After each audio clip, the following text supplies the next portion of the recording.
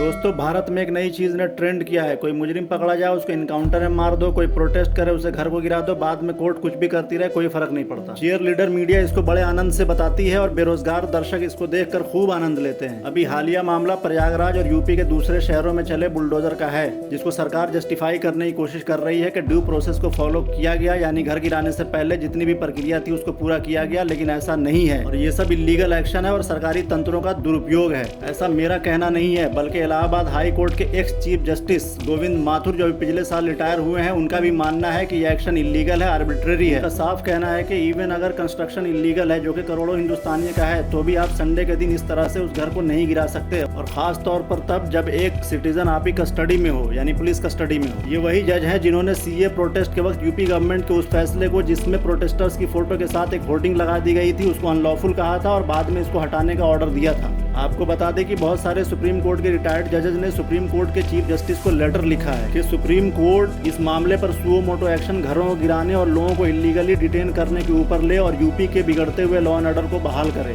Letter में यह भी लिखा है कि बहुत सारे वीडियोज आए हैं जिसमें पुलिस वाले प्रोटेस्टर्स को बेरहमी से थाने में मार पीट रहे हैं। लेटर लिखने वालों में justice B Sudarshan Reddy, justice A K Ganguly, justice V Gopala Gowda जो कि सुप्रीम कोर्ट के जज रह चुके हैं, इनके अलावा A P Shah former chief justice Delhi high court, J K Chandru Madras high court and Mohammed Anwar Karnataka high court वगैरह के जज रह चुके हैं। जमीयत उलमा हिंद ने भी सुप्रीम कोर्ट में बदले की भावना से की गई कार्रवाई के खिलाफ एप्लीकेशन लगाई है। उन्होंने मांग की है कि उन ऑफिसर के खिलाफ कार्रवाई की जाए जिन्होंने रूल ऑफ लॉ और यूपी के म्युनिसिपल लॉज को तोड़ते हुए बुलडोजर चला रहे हैं। आपको बता दें कि दिल्ली के जहांगीरपुरी में इसी तरह के वाकये में जमीयत ने एनडीएमसी के बुलडोजर एक्शन को चैलेंज करते हुए उस पर रोक लगवाई थी। वहां भी प्रोटेस्ट के कुछ दिन बाद लोगों के घरों को बुलडोजर से गिराने का मामला था। इस बुलडोजर एक्शन के खिलाफ आवाज उठाने वाले और इसको इलीगल कहने वाले ये कोई आम लोग नहीं है।